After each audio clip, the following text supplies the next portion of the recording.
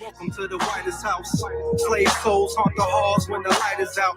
They suck the blood of the poor and the wipe their mouth. The last gas of a world that is dying out. Welcome to the whitest house, where every room is a tomb that they lie about. Where you can put your feet on the couch. Look at us. Look at us with an intro and some music. It's not our intro. That's your music. You didn't see your face? I mean, I guess. It's the intro to the show, my brother. It's the Jasirian Co show. It's Jasirian Company? Jasirian Company. Jasirian the Pips? Is that what's going on, man? No, it's not. It's all of us, okay? Look at somebody already, brother, when people respond like that, in some circles, some racist circles, they would say, you're acting light-skinned, brother. But I don't I'm one hood's resident light-skinned bad bitch, so you get me. I'm a yellow bone baddie. You a yellow bone baddie. Listen, Wow. waffle colored nigga with a dark skin attitude. You get me? Oh, hey. That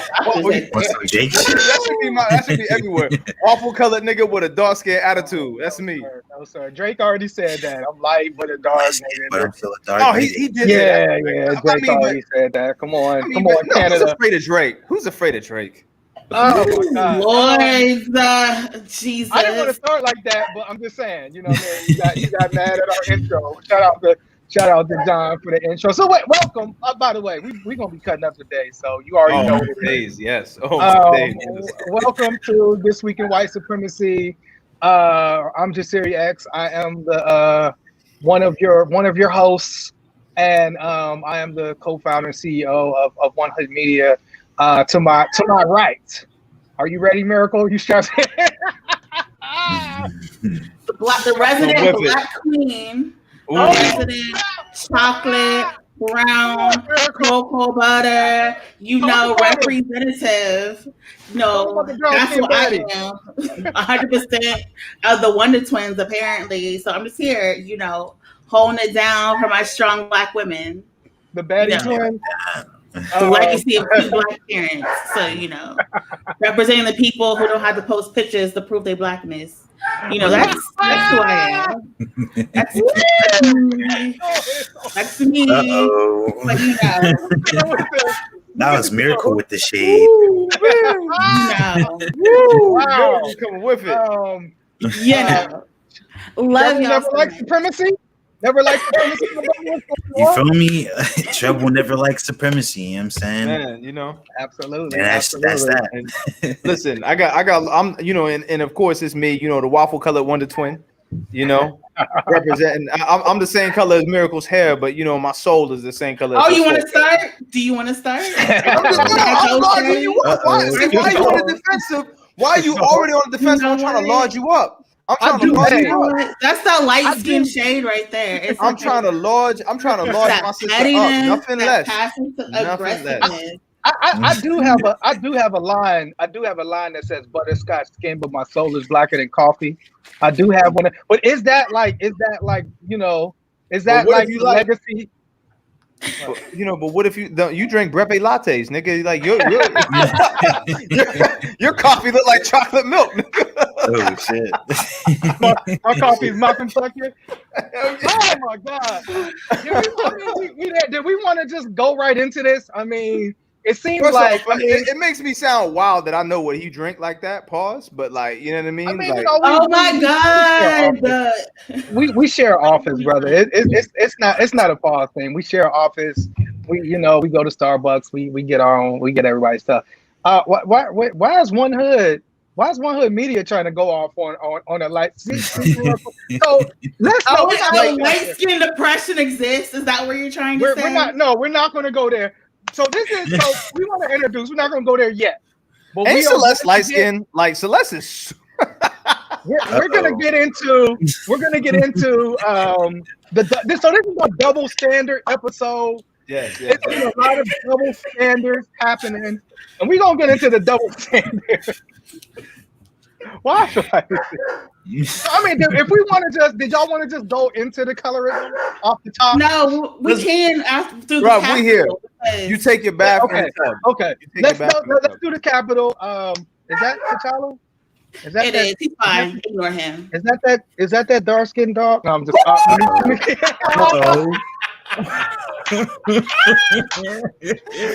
rid of the dark skin one and kept the light skin dog for himself. Dark for you? Is that why you gave him? He got the light skin dog. The Siri got the light skin Maybe dog. he did. This is all inside. Wow. Plot twist. Plot twist. So we want to start with the Capitol. What's up, y'all? The Capitol. Yeah, we just wilding. It's all inside jokes. We wilding. But the Capitol.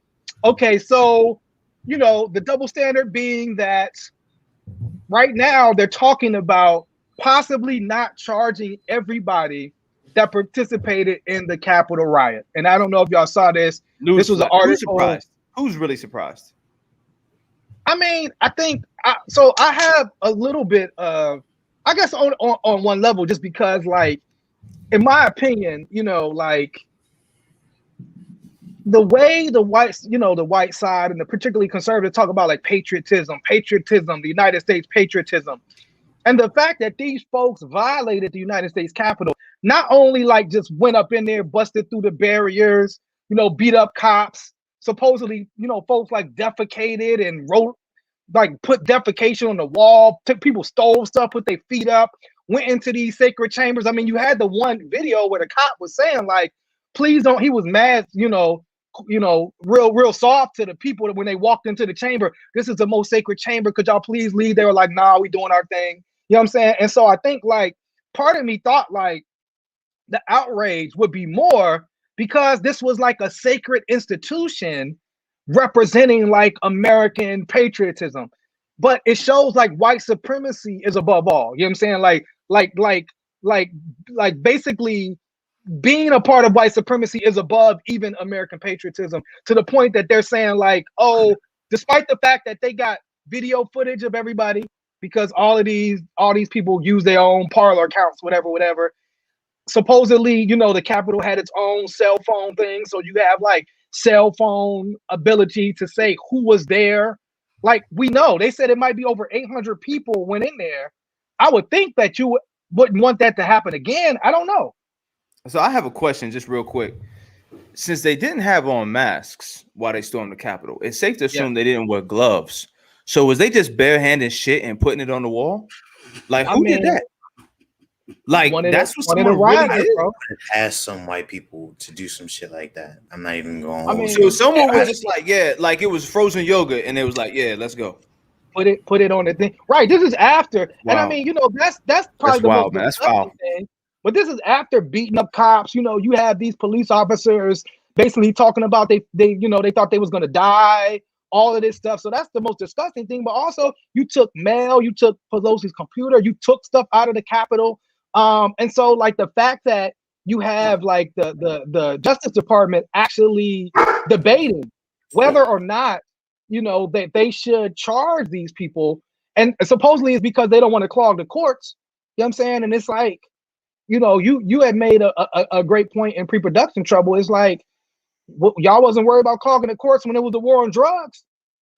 Y'all was putting as many black people as you could through the court system. And so the fact that this happens, it's predominantly white people, now all of a sudden it's like, oh, we don't want to clog the courts. We don't know if you just trespass, but you didn't fight or beat anybody, we'll let you go. And that's bullshit, because we've seen that the courts don't clog. You know what I'm saying? They have enough judges to incarcerate as many black people as they've done so far. You know what I'm saying? There's plenty to go around.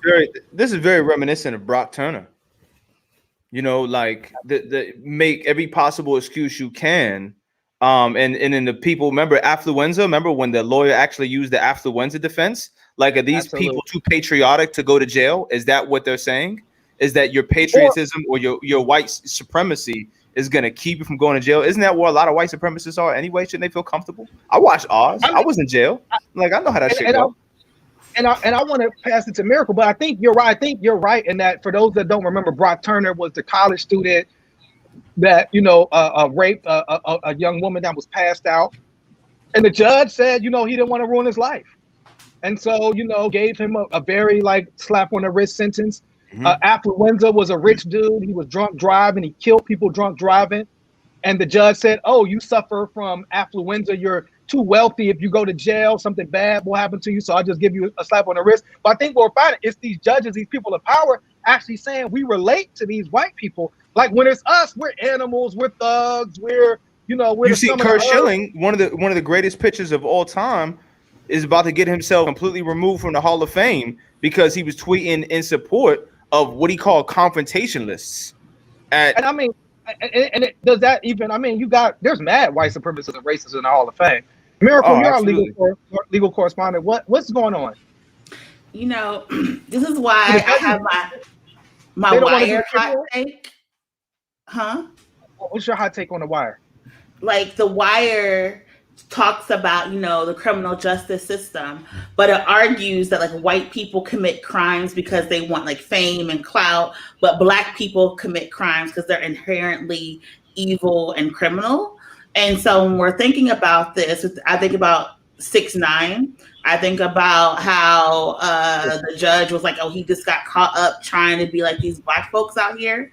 And so we criminalize black people and say black people are inherently violent, are inherently problematic, are inherently anti-American. And so then when this stuff happens, it's like, oh, white people can't go to jail. Black people, we can build new prisons and jails, spend millions of dollars to create facilities to hold and detain black and brown folks.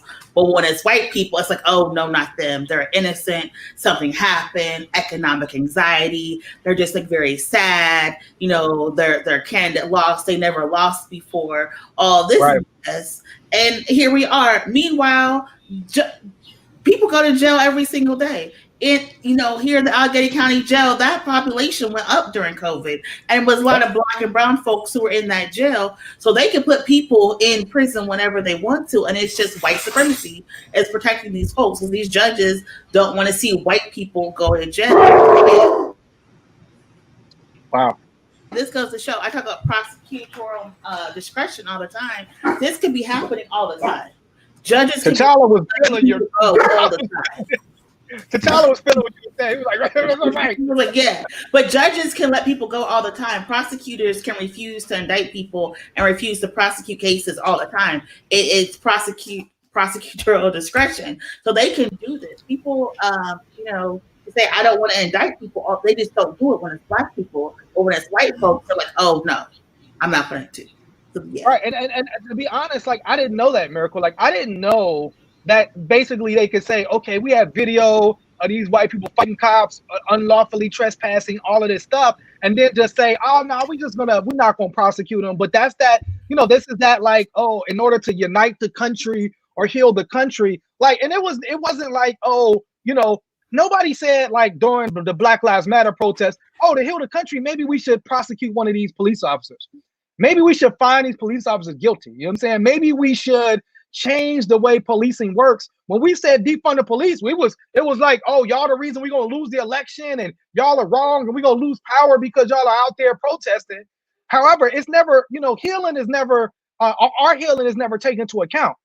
Hey, reparations, what will heal us? Some reparations, but that's not never taken into account. But now it's like, oh, we can't, we don't want to impeach Trump because that's not unity.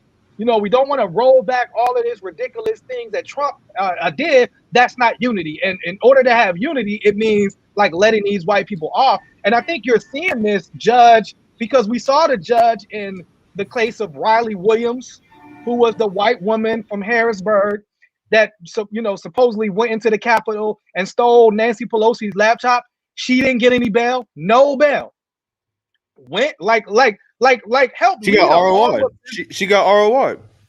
Help lead an armed rebellion into the Capitol. I mean, it's not even fathomable to think if black people led a rebellion into the Capitol building, fought cops and 5 people died, that anybody would have any bail anytime soon. when she was let go. The guy who was there fully with the zip ties and fully covered in black, they were gonna let him go. Like the presiding, the feds had to get in and say, no, we have to keep him in jail, but they were gonna let him go with R&R. There was video of the police escorting one of these rioters to their car, and they was laughing and joking together.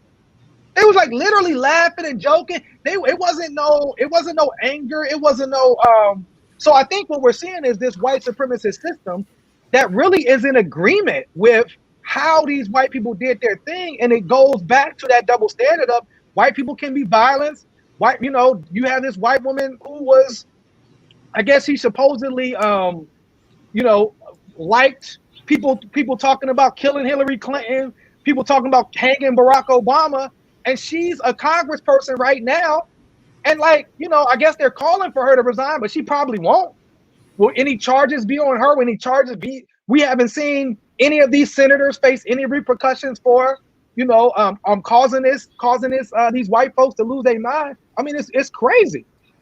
I'm thinking back to the first protest, and I'm literally witnessing the double standard in my head. The very first protest here in Pittsburgh, I remember the way it ended. My very last moment at this protest, it sounded like bombs, literal bombs, were dropping in the streets, and these bombs were filled with tear gas. There were National Guardsmen armed to the T, you know what I'm saying, making sure everybody got back. It felt like a war against citizens at the point. But these armed white people can go into the Capitol building, no bombs dropped, cops all buddy.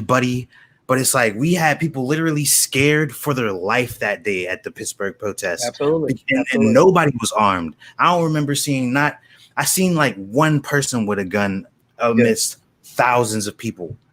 Yeah, it was like a small group that but they had they had their guns openly displayed to hey, we're just here on some protection stuff. But that was it. But like you said, it's still, when it really jumped off, we saw the police militarize very quickly. And we see happening right here in Pittsburgh, if you're watching, you're not from Pittsburgh, that, the district attorney just came out and, he said the mayor wanted to recharge these protesters. The mayor said that wasn't the case, but protesters are actually being recharged for something that happened May 30th today.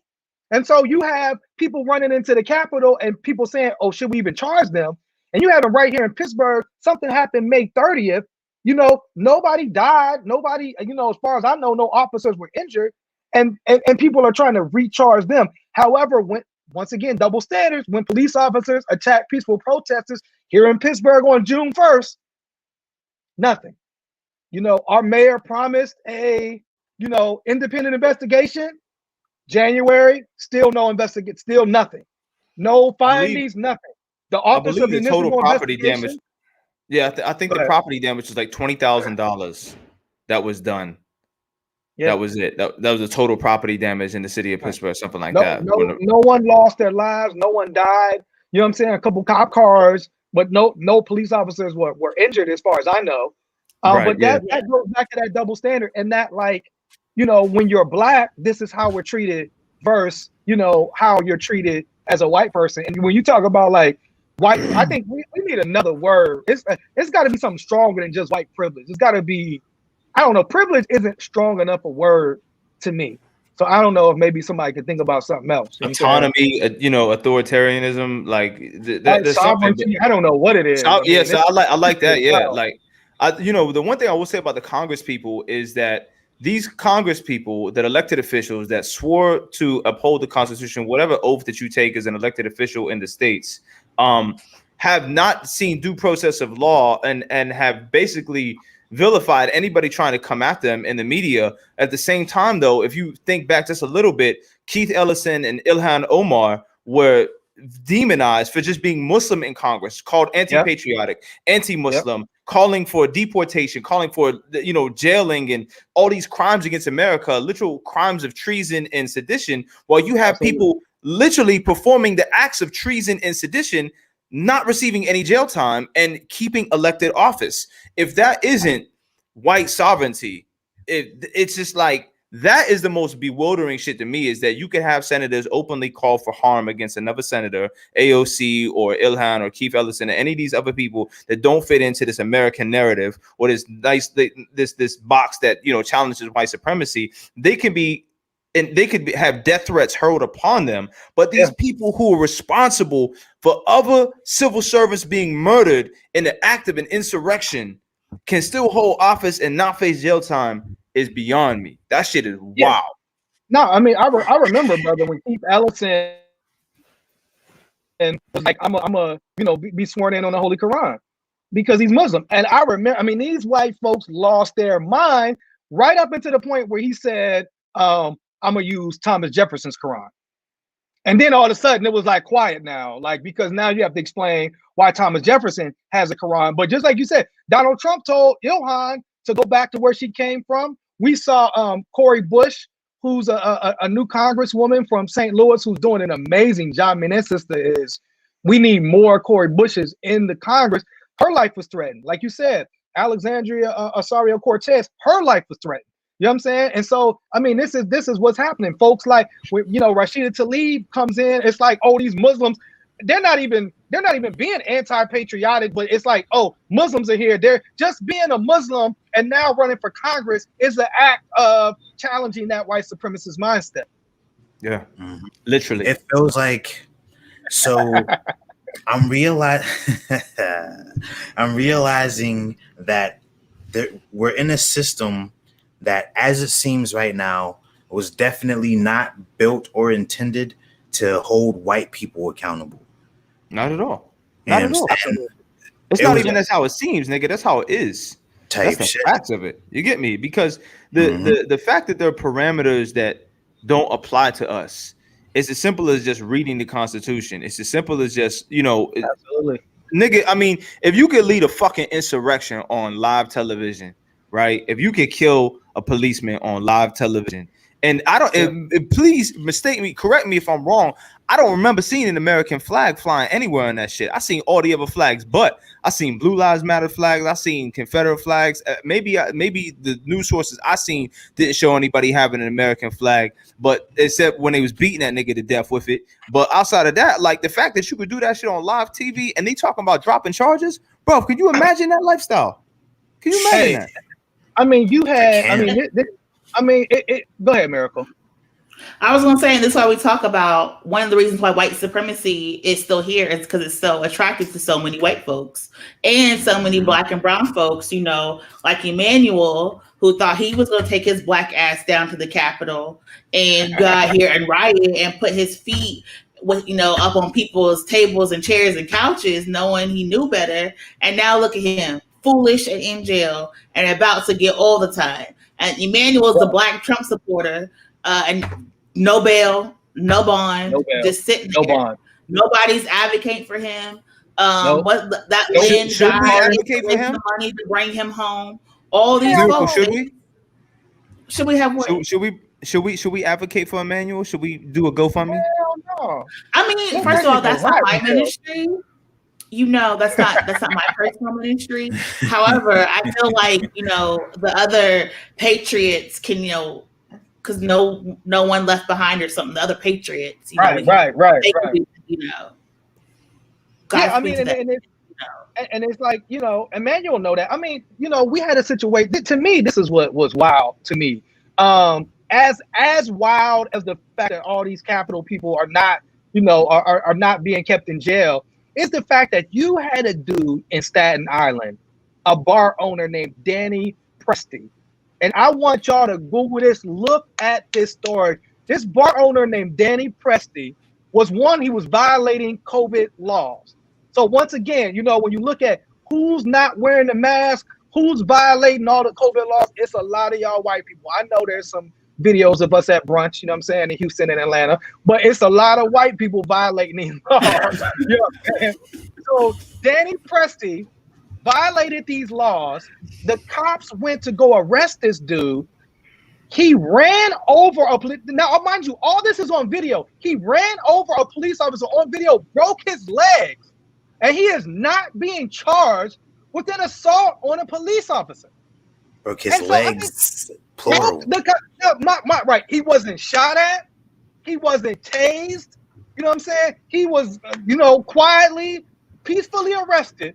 But the fact that they have it on video, him running over these cops on his car, and they said they didn't have sufficient evidence to charge. Like, wait, the cop is on his motherfucking hood. He was driving a Decepticon. That was one of the Transformers that did that shit, nigga. Please don't listen.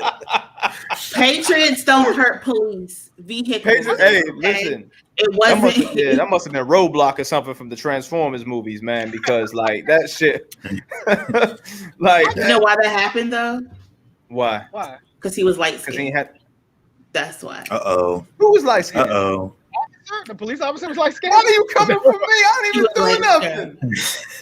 That's why he got off. Oh, the officer was light skinned. No, the man who drove, he was light skinned. He wasn't all the way white. He was a spicy white. No, this dude is a white man. Is he something else?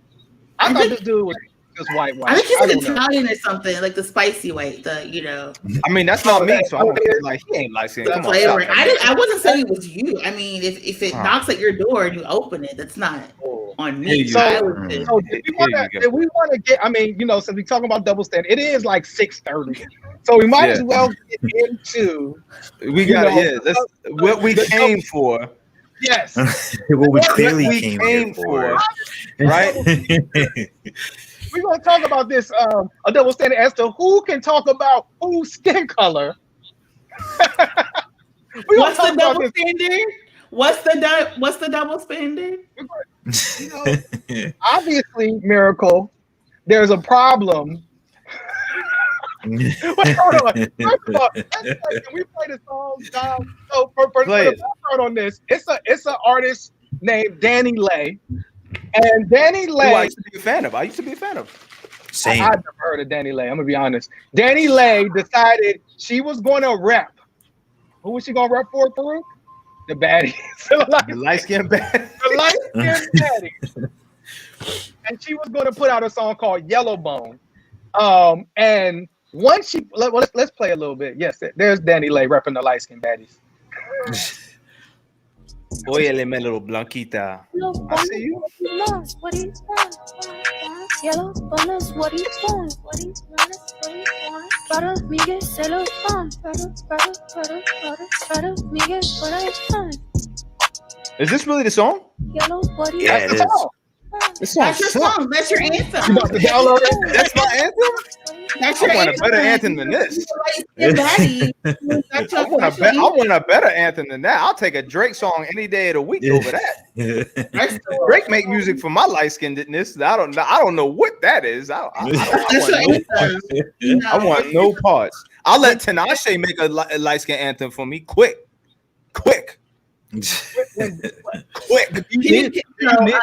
need a light skin anthem, Farouk? Is that? I don't need one. I mean, but you clearly got the angry light skin anthems. Siri got the angry light skin anthems. So I guess that could be me. I guess I could. I'm like a mix between Desiri X and Drake on my best days. So you get me. So Desiri, you want to explain how you identify with Danny Lay and trying to fight this light skin oppression? Hot seat. Let me go to Danny Lay's comment after. Of course, Danny Lay put out Yellowbone is what he want, and the internet was like, "No, we don't. Not only do we not want Yellowbone, we don't want you and your song and all of that." So she got shut down quick. And Danny Lay, she was like, "Why?" This was a quote from Danny Lay. This is not just serious. Danny Lay said, "Why I can't make a song for my light-skinned baddies? Why y'all think I'm hating on other colors when there are millions of songs speaking on all types? Why y'all so sensitive and take it personal? God damn." So, light-skinned baddies. Did you want to, as our resident light-skinned baddie, Farouk, did you want to talk about? Listen. Someone should have told Danny Lay to take her own advice and take it easy. Like, behave yourself. Because right now, go ahead. Relax, Danny. Relax. Like, read the room, my nigga. Read the room. I mean, but Meg just got shot. and this is where you want to go. Like, you really, come on, Danny. I'm not saying someone's going to shoot her. I'm just saying all this violence against black women, and this is where you want to go. So, but let me be baddie advocate. Let me be baddie advocate and say like, does she have a point? And I'm gonna come to you, Miracle. Does she have like and Trouble? You know what I'm saying? Because you weighed into. She sound like there's brown skinned woman, like brown skinned women. You know, I know that was like Mos Def and Talib have brown skinned women. It's like, you know, there are songs. Exactly, right. There are songs talking about other skin colors. What? Stop looking at me. I can't even get the question. I can't even get the question out. Can she, like, why is she wrong, Miracle, if she just wants to rap for the light-skinned baddies? That's not what she's.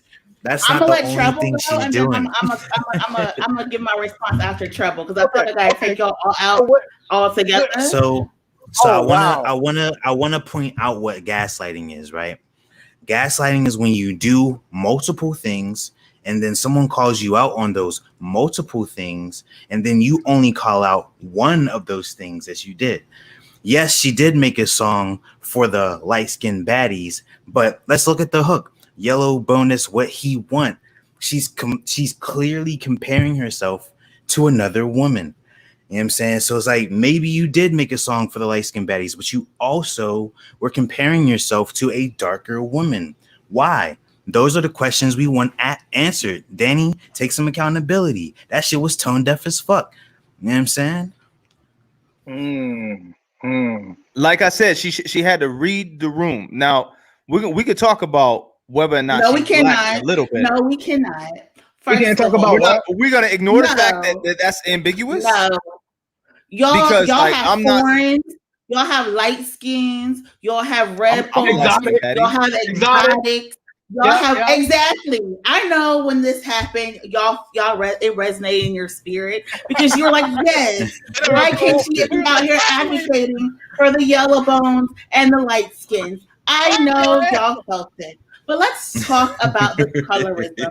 Let's talk about how literally this is something through an American lens where we have something called the brown paper bag test, where we used to hold a paper bag and say, if you are not this light, you be in our organization, you can't work at this job, you can't get this financial support. That's why I don't like fraternities. Let's talk about how we had to pass for survival. Let's talk about how Serena Williams, who is one of the greatest athletes in the world, has to play Karakova and Naomi, making triple the amount of money that she does because people said dark-skinned Serena was too masculine and was not someone who could be marketed out. Let's talk about when we say brown-skinned girl with Beyonce, she had people of all races and ethnicities who consider themselves brown-skinned. Let's talk about when y'all call people porch monkeys and tar babies and saying they're ugly because they're dark-skinned. We literally are making songs to tell people they are beautiful too, as in addition. But when y'all talk about exotics and foreigns and red bones, you're putting people up on a pedestal and saying they're better than other black women because we're dark-skinned, we're angry, we're ugly, we're aggressive. So y'all know exactly what you're doing. You have plenty of songs. Chris Brown has a whole catalog just for you. So does Drake. So does a whole bunch of people. So where are you somehow not being represented? If you look at the videos, you see the spicy, the person that's described as spicy and fierce and beautiful. The person that the main singer wants to get is usually a light skin. The girl who's maybe shaking her butt or has an attitude is dark skin. Let's talk about how we cast Tiana Taylor and all these people to be ghetto and red because of their skin tone.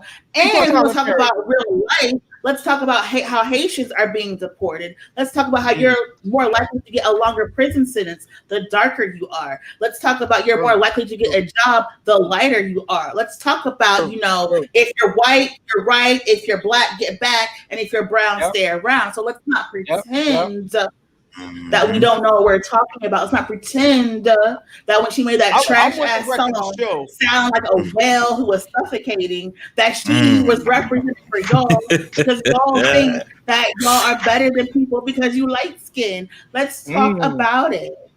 And let's bring it right back to white supremacy with these Eurocentric ass beauty standards. Why is light right in some people's eyes? Because white people came in and made us think the lighter you are, the better you are. Close to the light. Yep. The less threatening and the whole nine. Yep. Now, where I wanted to go with this was, I had seen, now I'm on social media, but I had seen some things on Reddit and some things on Twitter that was showed to me that, allegedly Danny Lay called this Haitian sister an ugly Haitian to kind of further substantiate the divide between the Dominicans and the Haitians, even though they share an island, they're only separated by a political border. Another conversation. That's a whole nother conversation, right? But we do see this manifest within a lot of the Dominican celebrities, namely Sammy Sosa, who's out here looking like Chuck Woolery. Dot his whole. He like this nigga look like a bottle of Pepto-Bismol, man. Like, he out here because of his that much hatred for his black skin. Now, not all Dominicans have to self-identify as black, but let's keep it fact, my nigga. You got there off a slave ship. You could just swim better than some of us, right? Yeah. Let's just keep that all the way a buck. But Danny Lay, apparently, she put out a genealogy test, and then she was like 12% Cameroonian, 29%. What was this? Yeah, was this recently? Yeah. It was like her genealogy is like I'm 29% Portuguese, 12% Cameroonian, some other wild shit, right? But the issue I had with it now, it irritated me as soon as I seen it because I seen the whole thread and it was brought to my attention that she made this as a diss song to the baby's dark-skinned baby mom, and I thought that shit was whack. Yeah, like I thought that whole like your MO was whack. It's like, yo, if that's where you going. Had a conversation on with your text, on your iMessage or something like that. You're not supposed to like you're now again. You're not reading the room. It's tone deaf. We seen what happened with Meg. There's a great point that Miracle brought up about Tiana Taylor. They're doing Tiana all kinds of disrespectful in the music business, and someone said not 23. I know, right? Listen to madness. So your response to all of this is happening right now in the same year, basically in the same calendar year as Breonna Taylor, in the same year as Corrin Gaines, as Tory McDade. You make a song outing black, downplaying brown skin and dark skin sisters. You want to go with yellow bone bat, and Miracle made a great point. You're represented in virtually every facet of media that we consume. But you had to get on there and not only do that, like dye your hair Marilyn Monroe platinum blonde, put on the red lip, right, and your skin look even lighter than usual, right, and you coming with the yellow bone baddie, and I'm like, that shit is whack. Take it easy, Danny. Take it easy. Some baddie on baddie crime up in here. Listen, I'm a waffle color nigga with a pro-black attitude, man. Allow me that. Let me build. I will say this, like Miracle, you shut it down. I mean, you're 1,000% right in terms of like what is already acceptable. You already got a lane. You don't have to do that. You know what I'm saying? You are probably most of the reason why, a lot of the reason why you're already where you are is because of how you look in comparison to whatever the beauty standards are. And so you're absolutely right. You had something else you want to say, and then do we want to play our apology? No, before we move over to Cruz, for the 23 and me thing, I just want to say, how you identify before you get in trouble matters. And when we talk about colonialization and imperialism, the reason these ancestry tests don't matter is because people are not raised in that culture. If you're trying to say 3 or 4 generations ago, a colonizer raped a woman and therefore gave birth to a multiracial or a biracial child, therefore you now 3 or 4 or 5 generations later can claim that culture and that ethnicity. That's bullshit. And that's not how any of this works. And this is why there is gatekeeping. Now, I don't make the rules. Now, I will enforce some of them.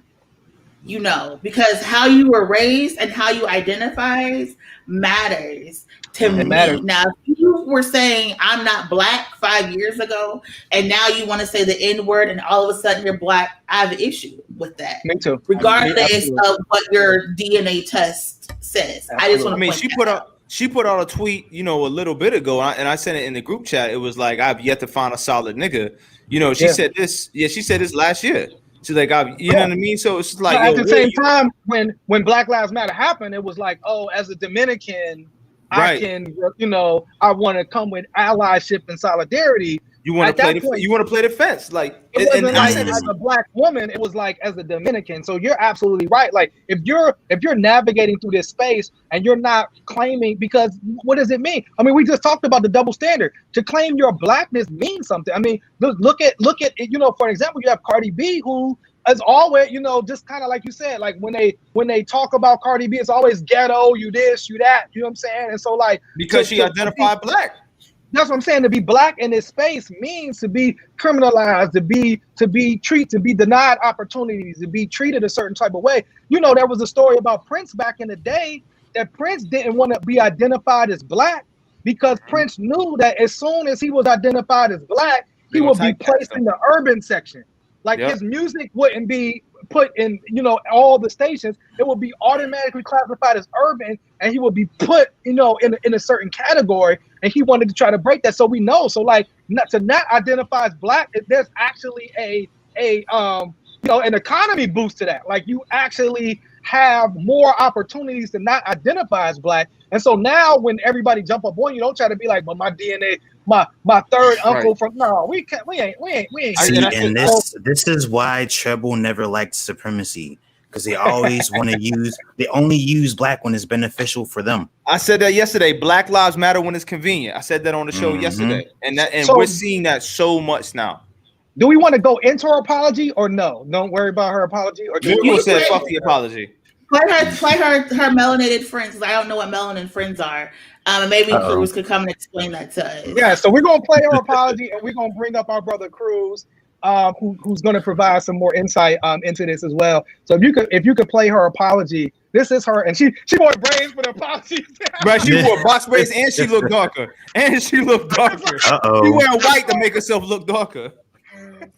I just wanted to address what's going on with me right now. I think it's super important because I definitely feel super misunderstood, and you know, my song "Yellow Bone" is what he wants. I think people twisted it into thinking like I'm trying to bash another woman, another skin tone. Like that was never my intention. I wasn't brought up like that. I never looked at my skin. She didn't sound as hood on the Breakfast Club.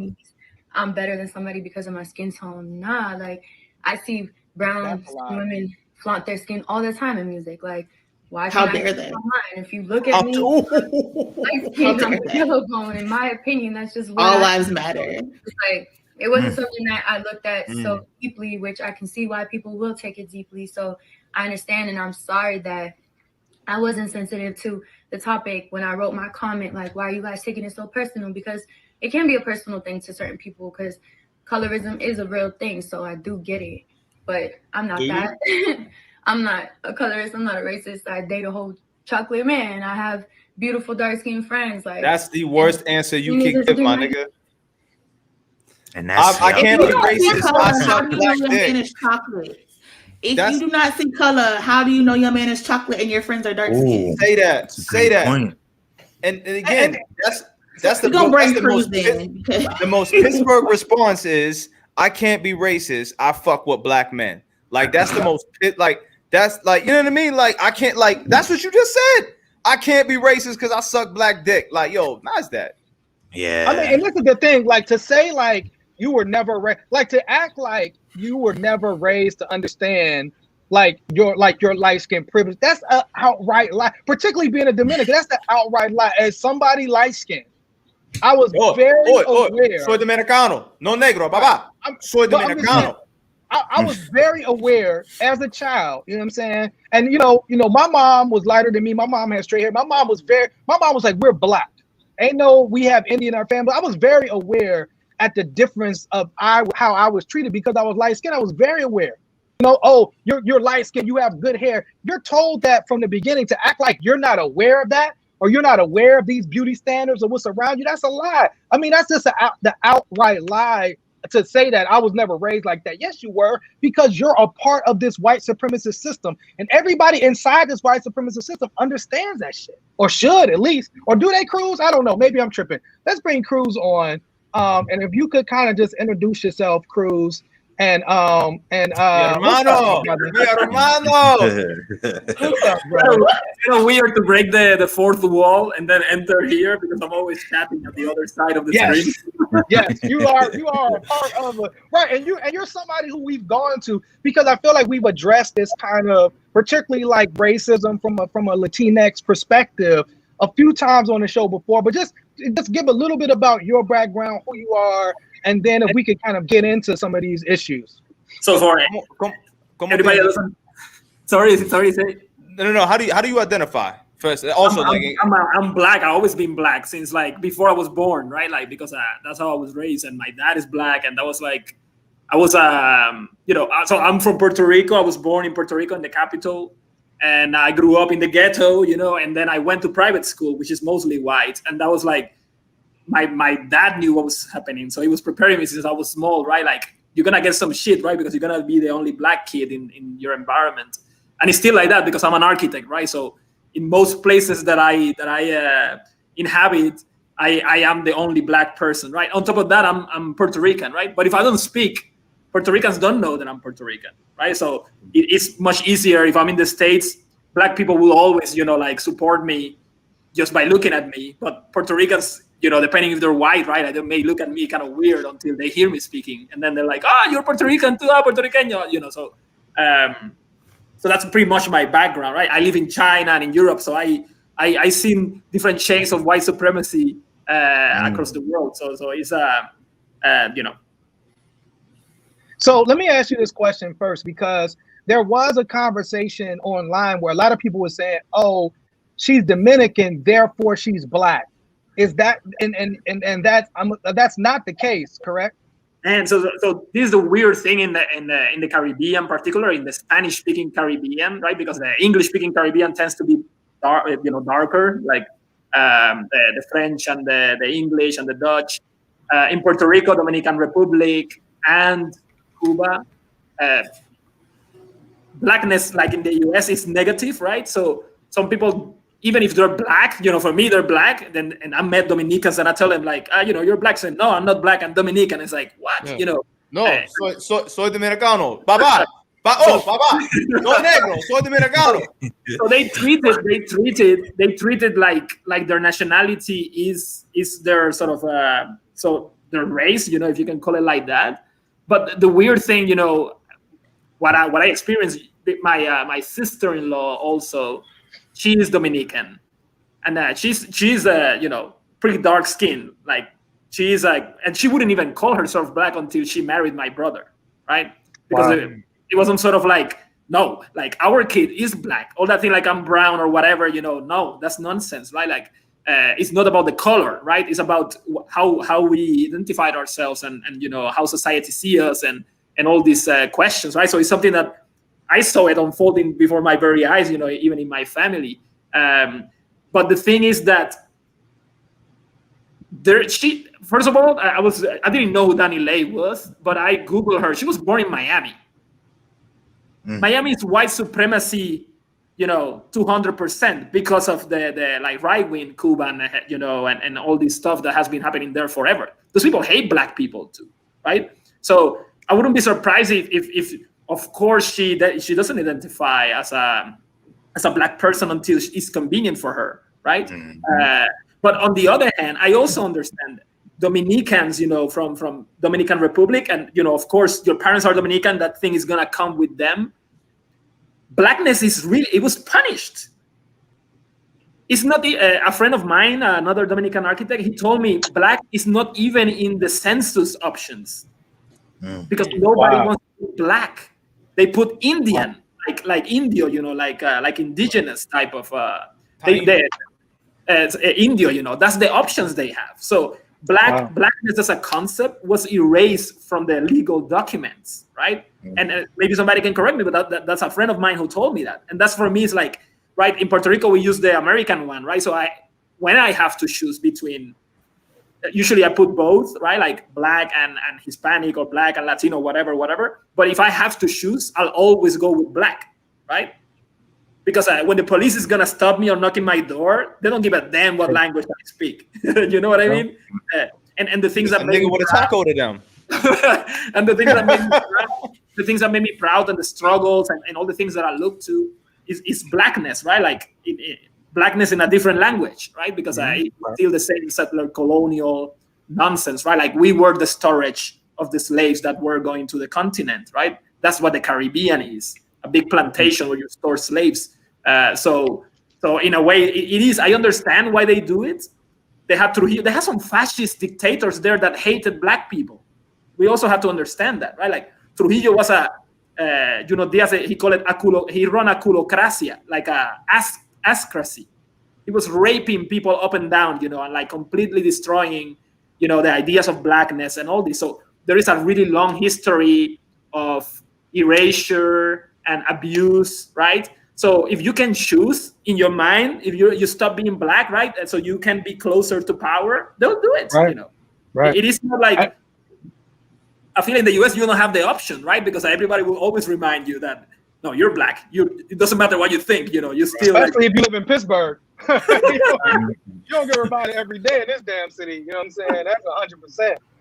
Exactly. But no, I think that history, just like you said, that history of rape, that history of erasure has happened here in the United States. You know what I'm saying? And it's part of many folks' path to where, like you said, to where you have to have even the way a black woman wears her hair is deemed a certain, can be looked at as either revolutionary or like, oh, that's not professional. You know what I'm saying? All that, even that carries a political connotation, like just your hairstyle. I was punished, I was threatened from my high school that I was gonna get kicked out if I didn't took out my cornrows, because that was they call it individual, like eccentric, and it's like, dude, I'm the only black kid here. I'm already individual and eccentric. Like, so right. Say like that. I mean, there's schools, and I believe it's Central Catholic High School had that same rule in the books where somebody tried to challenge it. That said, like, that's one of the like not acceptable hairstyles. I mean, the fact that a law just had. I mean, people were trying to push legislation, the Crown Act. This was last year to say don't politicize. Like, you can't discriminate against a black woman because what type of hairstyle. That happened last year. So it just shows you kind of like what we're dealing with, and kind of like what you said, like a lot of times, just the lack of I don't know if it's a lack of history, it's a lack of sensibility. I don't know, or if it's just like a straight up lie. And plain old hatred, self-hatred goes deep. Like Frantz Fanon, he wrote about in dark skin, black skin, white mask. Like it is so embedded. Sammy Sosa, look at what Farouk said. Right. Like Sammy Sosa is like, what the hell are you doing? But it is. I mean, that's how they feel. Like, I earn all this money so I can stop being black finally. Like, I can take rid of this. It's just insane. But it's madness though, because like when you look at it, right? Like so you look around the world, it's like, mira, it's like, no es para el planeta. Like, this is our world. You get me? Like, you know what I mean? Like, black people make this go around. So it's like eventually you're gonna have to come to the reasoning with that. Like, whether it's whether it's bachata or like any of the music, there's African roots there. So you gotta face them. The food, like, where's the plantain? If you take away, the thing is, like, if you don't teach that in history, then we don't learn about it. Facts. Correct. And we're talking about hair. Professor, she's also attorney, Jasmine Gonzalez Rose has written about, like, because white men were raping so many black people, particularly here in America, the reason hair is so regulated, they would look at your hair to see if you were black or not, to see if you were free, because that was one of the ways that people couldn't pass, was based on the texture of their hair. It didn't matter how light they were. So when we're talking about these laws and these grooming standards and businesses and education, it's because they don't want black people there. And it's kind of funny when we're talking about hip hop. I didn't understand, like, white people outside of like Nazis going to like Brazil and South America was until like Kat Stacks went through her stuff, and she was Venezuelan, but she was also saying she was white on her passports and stuff, and people were like, we thought she was brown. Like, how is her passport saying she's white? And so I think it's very important that when we're talking about the self-hatred, but a lot of times in America, we tell people you're Black. And that's why there's a lot, we talk about like the lack of POC solidarity, because people hate the fact that we call them Black. Like, my Indian friends have been called Black. Like, people were like, I didn't know what Black and white was. And so I came to America, and now that makes them hate Black people because they don't want to get treated the way we get treated. Absolutely. Nobody was. But also what you're saying, like, what is really crazy about it, and also we have to be careful, is that the US is such a powerful mediatic and economic power that it absorbs all the narratives, right? And even it's really difficult to say that the US is one country. US is like a bunch of nations occupied by this settler colonial state, right? Sure. And then all these identities, they get sucked in. And then we try to use the rubric that the census, that is just probably a bunch of white dudes wrote down for us. And then we had to figure out, okay, like, and we're talking about race, but we can do the same with gender, right? Like indigenous, like two spirits and all this stuff, and all of a sudden you had to choose whatever they give you to choose, right? And the definition of Blackness usually is Black. People say African American, right? And it's like, come on, like, you don't even know if I'm a citizen or if I was born in the States. I'm Black. You know what I mean? So even words like that, they're not so superficial. They carry already some sort of political content with them. And we try to label, everything with that. I'm good with Black being the universal word. But what happens when people have been raised thinking that that's the worst thing that they can be? Right. And I always say Blackness is universal. Our experiences aren't.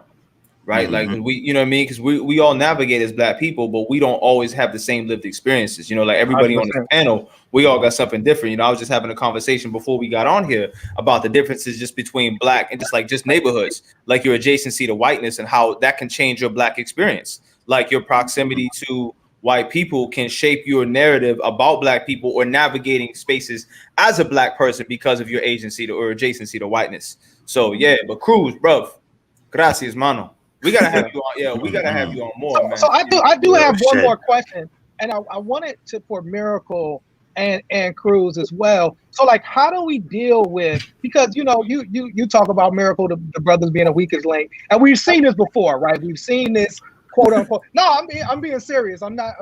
We've seen this kind of like, white, but kind of like trying to be Black. I mean, we've seen it with the Kardashians. We've seen this piece before in terms of like, you're attached to Blackness, but you're still kind of claiming that whiteness, and you're trying to use your attachment to Blackness as, obviously I'm not racist. I have these Black people or Black men in my life or Black children, but like, how do we, I guess, protect against like the next Danny Lay? Like, what are some things that we can do as a culture to say like, nah, like, we don't want to allow this or have this, something like this happen again. So I want this for Miracle and then for Cruz.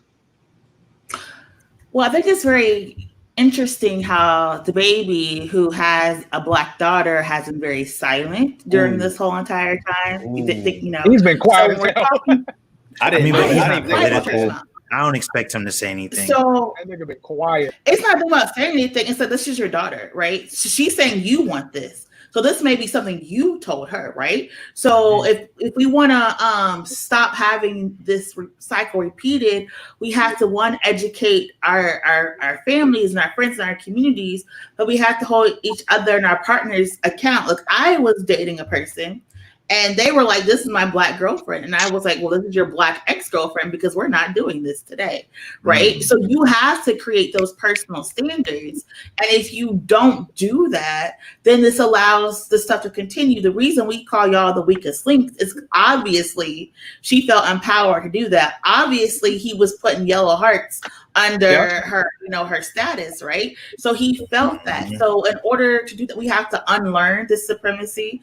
We have to recognize that it is an issue, recognize like the way we value other people is based on this social conditioning, and actively unlearn it and relearn how to love and appreciate people for who they are. Because you know what? He could like her because she tells funnier jokes. Her food could be better. She could support him, better than what Mimi does.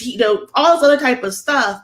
And if when you want to compare people, there's other ways of comparison outside of light skin, privilege, dark skin, the descriptors that we use. And so we have to be able to learn different ways of communicating. And that's how you stop. That's such a great point, because like to even reduce yourself to like just the skin color, like, oh, he likes me because my skin is this color. It's like you're doing a disservice. It goes kind of like what Cruz said about that, your own self-hatred. Like, that's why I like you? Just because you're light skinned? Like, just like you said, it could be so many other reasons why. And yeah, that's deep. Cruz, you have any other maybe tools and things that folks can learn about, study about, to kind of get our handle on this? I mean, I completely agree with Miracle, of course. So Miracle is always on point, and I like that she's always calling all of you, when when the lines are crossed. But the thing about this is, I completely agree with the education part, and I feel like 2020 is a year, like a historical year. There's no year like that, because we are all connected and we are talking about things in a way that never happened in history before. And I think like from now on, there should be no excuses, in the sense that if your parents are, let's say they're either stupid or they raised them not so well, right? You don't have an excuse to like figure out what's going on, right? Like there's a reason why these words are used. And I completely agree with Miracle. We are, of course, we are much more than the color of the skin, right? That's the whole point to be anti-racist. But the skin color is really also part of what we are too, right? That's how society sees us. So we have to be aware of what we say and what it means, right? And as Farouk said, like, read the freaking room. We need to understand, like, we are in a moment where people are hanging from trees and we don't even know who hung them. And I was in Europe. I was in Europe when the January 6th, and I was afraid coming back. I was like, I live in Virginia. Like the clip said, when ain't shit to do but cook. It is up to the triple price. Fuck the books. When we relocate, we off the book. Come through. It is a moment where we really have to watch out where we're walking and what are we doing and what are we saying. And you cannot just switch bands whenever it's convenient, right? So it is also a time to declare your legitimacy with solidarity, right? So if you were not Black yesterday and you're not going to be Black tomorrow, then don't use it whenever it's convenient for you, right? And you have to understand that. I feel like being aware of the times that we're living in, right? And all these relations, as Miracle said, it's just the way to go. We have no excuses anymore to say, I don't know, if I'm Black or, like, come on, man. It's like, come on, just Google it. I would like to say one more thing and add to what y'all said, because y'all just said something super thorough. But the one thing I want to point out is we also have to keep holding these celebrities accountable, because they made her take the song down. You know what I'm saying? The song don't even exist no more. I didn't even know that. That song ain't going. That ain't coming on iTunes no time soon, bro. I did not know that. That's dope. I mean, but that's dope. That's really dope, man. Yeah, so we just gotta keep applying that pressure when they step out of line. You know what I'm saying? Yeah, totally. Call them out, and your family too. Sometimes it's uncomfortable to talk with our families, but we have to do it. That's racist or that's homophobic. So step up the game and let's change this. Absolutely. Well, we thank you for coming on, Cruz, man. We appreciate you breaking that wall, man, and joining that. Yeah, you here. So thank you for that. And we put your information in the chat, man. If y'all want to get up with Cruz and the great work that he's doing, we put the links to the think tank, We put the links to your anti-racist education manual, and so please support the great work that this brother's doing. Bye con Dios. Peace. Appreciate you. So we did want to I mean, you know, brother. I mean, that's baddie talk, I guess. Was that? Oh man!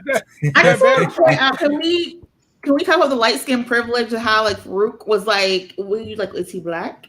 Is he, you know, Afro-Semitic? Is he also Puerto Rican or Dominican? Who? You know, just how? Yeah, you. What I was when you were speaking in Spanish. Oh. I'm a citizen of the world, man. I'm a citizen of the world. I'm ethnically ambiguous. I'm very tough to racially abuse. I have a line that says racially ambiguous, biggest confused about what to call me. And so you're 100% right. You know, why you have your light skin oppression, you know, us black folks, you know, us dark skinned black folks. Yeah, we don't have the privilege of ambiguity, you know. You know, we don't. No, that's real. That's 100% real. Like a lot of times people will identify me based on themselves. You know what I'm saying? Yeah. So like if I'm around, you know, around some Latino folks, people think, oh, you must be Mexican or you must be Puerto Rican. I've been told, you know, I go to New York, people think I'm Dominican. So you're absolutely right. And that goes back to that. That really goes back to that language you said, Miracle, about foreign and exotic. And just like you said, like bringing home that there's already words to describe light-skinned people. There's already, and they're used all the time. And they're almost always used in glowing terms. They're almost always used to like to praise somebody, not in a negative way. And so that currently exists in the sphere of entertainment industry. I think so. I want to say. Go ahead, Trey. I just wanted to share a quick anecdote. So me knowing that I am not racially ambiguous at all, I used to use that to fuck with people because I'm a Gemini moon, so I love mentally fucking with people. I will walk into my AP English class, hoodie up, just with my headphones in and shit, but not listening to shit. Just be sitting there acting like the kid that she thinks I am. Class discussion come around, I'm leading the talk. Little does she know, I read the book. You know what I'm saying? Right. And I'm in there just bodying the subject, and she's just sitting there like, wow. And it's like it's funny because like what you have in that moment is this white teacher who can't say that she's surprised because I'm black, but it's all over her face.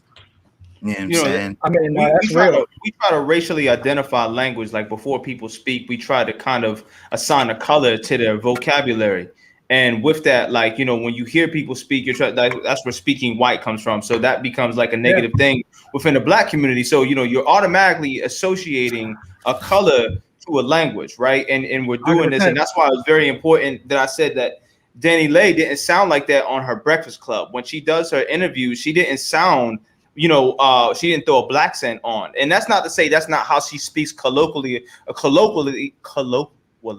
when she's more friendly or more comfortable. But she clearly kicked it up a notch, right? To kind of say, hey, listen, I got black friends. I got a black baby that or a black man or all of that. Like you wanted it to be associated. You wanted your blackness to be associated with your vernacular and everything else at this time. So it just goes to show that we do associate these things, the color, with language. And it's very important, as Miracle has been saying. Language is so important. Miracle, I wish you just carried around a microphone so you could just drop it on moments and just walk the fuck away, because like that would be the expert prop. You get me?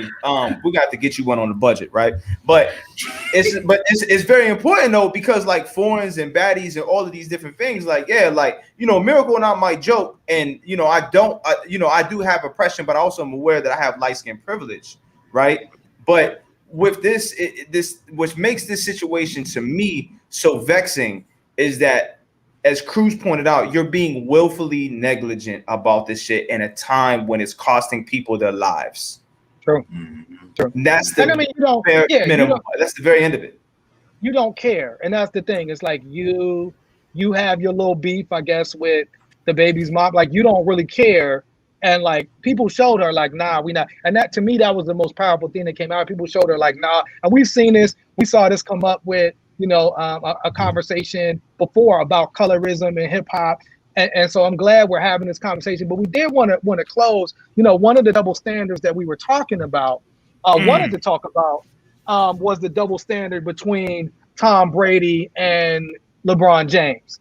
And that's something there's more than that too, but keep going.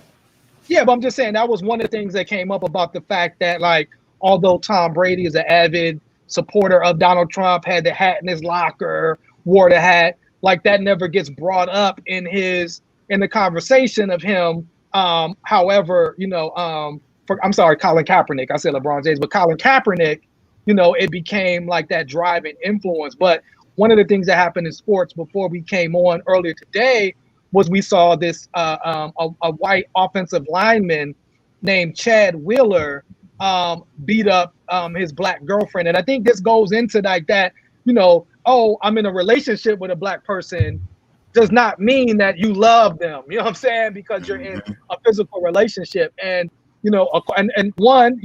Chad is out of jail. I think that's the one thing. He's out on bond. You know what I'm saying? Like, he's not currently in jail.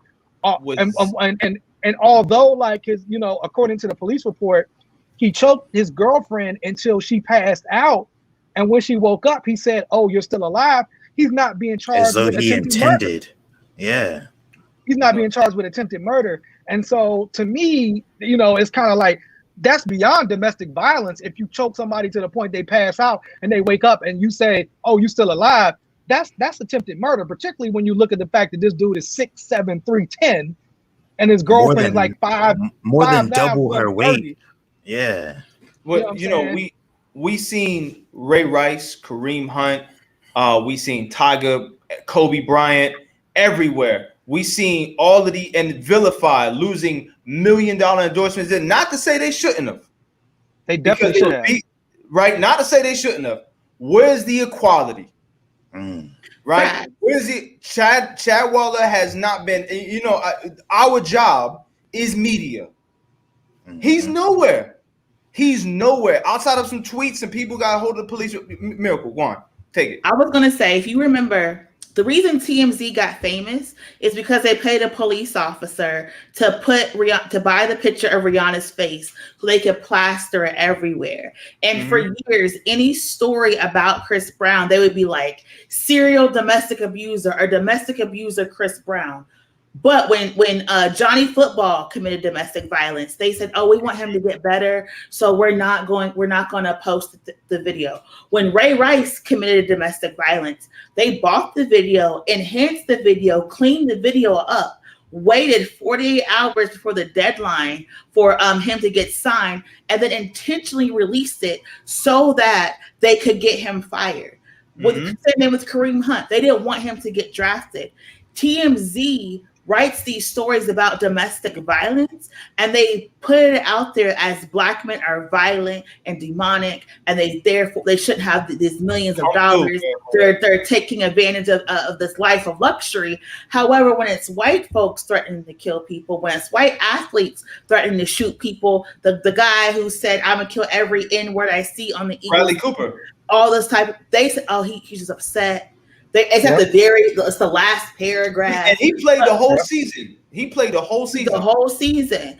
But when it's a black athlete, it's the first thing you see. Oh, it's him in the picture of guns. It's him looking angry. It's this very active, tense first paragraph. Go ahead, Miracle. And there was a Steeler a couple of months ago. Bryant. Oh, he got in trouble for domestic violence, and again, it was covered up. TMZ writes the narrative, and when TMZ, who also interviewed Trump, it was Anthony Chickalow, who's very conservative station. When they put this stuff out there, they do it to shield and protect these athletes. Remember when Justin Bieber was talking about hanging out the black people and saying the N-word? They were like, "He's a young white man, a young white child. We're going to wait a few years because we don't want to ruin his career." Meanwhile, every black person just gets thrown away. And it's not to say they shouldn't be held accountable when you commit domestic violence, but it should be an equal standard of how you address these situations. Absolutely. I mean, you got right now. I mean, Miracle. I mean, and I'll come to you for. I mean, white people still hate Michael Vick. I mean, like Michael Vick. Anytime Michael Vick shows his face, white folks lose their damn mind. And so, like, in their mind, like, Michael Vick is always, it doesn't matter that he donated money to help dogs. He has dogs now. He's always like Michael Vick, dog murderer, dog killer. And he's hated to this day. However, I mean, right here in Pittsburgh, you have, Ben Roethlisberger. You know what I'm saying? That's just like you said, it's at the last paragraph. The last paragraph of his narrative. You know what I'm saying? They'll talk about it, but they won't talk about it. It won't be Ben. It's not Ben Roethlisberger, accused rapist. It's all the way at the bottom. Two times. It's all the way at the bottom. It's like, oh, by the way, Ben had some of this, and that it's wiped away. And somebody mentioned, I'm gonna come right to you, Fruit.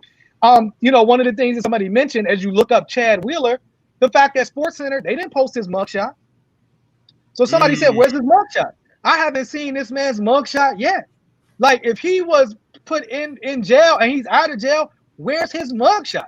And so that's kind of like that, what Miracle said, that's that, space that white people get. You young, you get to grow, you know what I'm saying? You're not being held accountable. And this is why white supremacy is going to take this country down, because y'all won't challenge it and y'all won't hold these white people accountable, whether it be Wheeler, whether it be this professor at Duquesne University who said the N-word over and over again. They want to give this dude his job back. Your mayor's out here being openly white supremacists, and people don't hold them accountable. They're quiet in the face of this shit. And this is why white supremacy is allowed to run rampant. Facts. Go ahead, bro. I was just gonna kind of build off what Miracle said, but it kind of gets overshadowed by that bomb you just dropped. But when we look at sports media journalism, you look at Miracle brought up Johnny Manziel, Johnny Football, and that's a great point. Like, him and Martavis Bryant were going through substance abuse issues at the same time, and Martavis Bryant was supposed to be, the next coming of Randy Moss, and he was quickly removed from the NFL. And Johnny Football was given every courtesy in the media. And then we look at Ben Roethlisberger versus Kobe Bryant. Gayle King came under. Was it Gayle that came under all the scrutiny for calling Kobe a rapist? And even though he was acquitted, right? The thing is, they're gonna steer Ben away from all those narratives. They're gonna still steer Ben away from all that shit when he retires. He's not gonna be remembered. He's gonna be 2-time Super Bowl champion, not 2-time rape accuser or accusee. You know what I mean? Like, it's just. The narrative doesn't apply to us. Like, black people, and this is where that double standard goes again. Black people do not enjoy the same liberties, privileges, or freedoms as white people do in you so-called United States of America, this land of 50 nations, as Cruz pointed out. We have, and as it stands before, Emmett Till was murdered, lynched, for allegedly whistling at a white woman who came out and lied about it. She said she lied about it 70 years after the fact. She should be charged now. She should be charged now, right? And have to, I don't. Did she die or is she still alive? I don't know, but she should have to spend the. I think she said that on her deathbed. Oh well, either way, they should resurrect her and then put her back in jail. Throw her under the fucking jail. So just real quick, some things came out. I guess the Seattle Seahawks put a statement out, and that he's a free agent. He's no longer on the team. He's not a part of their team. So they want him to get the help that he needs, and they condemn his act, and they stand with victims of domestic violence. But somebody said Zach Banner for saying what he said. Yeah, Zach Banner of the Steelers came out. I guess they were roommates in college. Denounced that. But I guess somebody just posted that Chad Wheeler is blaming the abuse on a manic episode. I don't. What'd you say? That's my sister. That's my sister. Oh, that's your sister. Oh, okay. Hey. What's up, Rachel? You family, if you Miracle sister. So we don't know, but I think Miracle, you just dropped this to us, and we'll share this. The National Domestic Violence Hotline. We're aware that particularly folks are inside locked down because of COVID, or at least should be. Domestic violence cases has gone up. So that's kind of our call to action. If you know somebody, share this information about partner violence. And then you also shared a link with us, Miracle, about men. Hold on, I'm trying to find it. About men. Can you talk a little bit about it? Men stopping violence. Yeah, Men Stopping Violence. So we have the National Domestic Hotline that is for everyone, anyone who's impacted by domestic violence or intimate partner violence. But particularly Men Stopping Violence is an organization that is ran by men to help men who are perpetrators, of domestic violence. So if you know a man who's violent, who's abusive, who wants to get help, is seeking help, you can refer him to that the Men Stopping Violence. In addition, the domestic violence hotline provides support for victims, abusers, offenders, anyone impacted, family members, and it's a national hotline, so they can connect you with resources in your area to get support and help. Absolutely. And just like you said, like, and I saw something on Twitter where they were saying like, you know, every woman, and it was just one of the things that kind of like shakes you with the realness of it, where they said, you know, every woman knows somebody that's been impacted by, you know, whether it's domestic violence or sexual assault, but no man knows or hangs out with any man that has done sexual assault or participated in that. And it was just like such a real thing. So it is a responsibility for us as men to have those conversations, and then to, particularly if we know men that participate in that type of behavior, like, nah, that's a no-go. That's not a, you know, oh, you was drunk or you had a little, nah, that's a no-go. We can't accept that, you know what I'm saying? And so that is, men got to start checking men around these type of issues. And so I appreciate you sharing that, Miracle. Do you have a copy of you have something else? Yeah, I do have our book. I just want to say one more thing because of domestic violence and trigger warning. The most violent time of domestic violence is when the person tries to leave, right? And so on average, it takes sometimes people 16 times to leave. So even if you see her with Chad again, right, that she still needs all the love and support that any other victim needs. In addition, Chad has to fix his shit and get his life together so the next person he's with isn't harmed, and he doesn't harm himself or other folks. And so domestic violence is something that I think a lot of us, you know, have experienced, gone through, were raised in, and it's very traumatic and triggering. So please make sure, you know, you're taking care of yourself, you're supporting yourself, and you're reaching out and you're showing love and grace to people who are impacted by domestic violence. But on a lighter note, you know, our white pages, you know, we like to support Black authors. This is an anthology. I hope you can see it, called Black Futures. Oh, my nails. Called Black Futures. And it's really cool. It has different supports. And if you remember, here in Pittsburgh, there are Black... That's hard. Oh my God. So yeah. So talking about there are Black people in the future. We talked about hair. We talked about a lot of things. Everything we've touched on is basically in this book, and it's predominantly by Black women and femmes who've shared stories about their experiences of Blackness. So if you're like, what is Blackness? I don't know about that. It has art. It has words. So if you a person who can't always just like read for a long time, it's very engaging. It's very beautiful. Yeah. Yeah. Powerful art, powerful book. So yeah, Black Futures. If you have it, okay. So we put the the tiny bookstore. Yes, we want to. We ain't sharing no Amazon links. You know what I'm saying? We want to. Yeah. We want to. Amazon. They don't pay their workers. Absolutely. Rob Jeff Bezos. Yes, absolutely. Straight like that. Anything else? Any last, I guess, comments? As we go out, anything? I'll be on Clubhouse tomorrow at 6:30 talking about sports media. On Saturday, we have the Next Level Slam, right? At 6 o'clock? Yes, we do. At 6 p.m., yes. Next Level Slam. If you are a poet and you would like to partake, hit me up on Facebook at Shaheem Banks. Hit me up on IG at TrebleNLS. Hit my email, shaheem@onehood.org. Whatever your preferred method of communication is, hit me. We'll make it happen. And the Next Level Slam, first prize $250, second prize $100, third prize $50. Come if you got bars, get your bars up. You know what I'm saying? It should be a dope. You know, and it's self-portrait is the theme of the Next Level Slam this week. It's self-portrait. So, and you got something, Farouk, you was gonna say? I'm on the hunt for some rhubarb pie. But since I'm off social media right now, because someone please put it out there that I'm looking for rhubarb. I just want to try some rhubarb pie. That's all. Okay. All If you have, if right. anybody knows where some rhubarb pie is, please point me in the direction. I'll be glad to pay for it. Also tomorrow at 12 until a conversation with Julie's Boatwright Still Smiling, Miss Danielle Brown of Justice for Jaylen Brown about the state of mental health, Black mental health and policing in America. That's on tomorrow at 12. And I think that's it. You know what I'm saying? So thank y'all for hanging in with us. We went a little long because we still didn't get to everything. I mean, it was wild white supremacy stories that we didn't get a chance to get to. But thanks for rolling with us. And we will see y'all next week on This Week in White Supremacy. Stay black if you're black.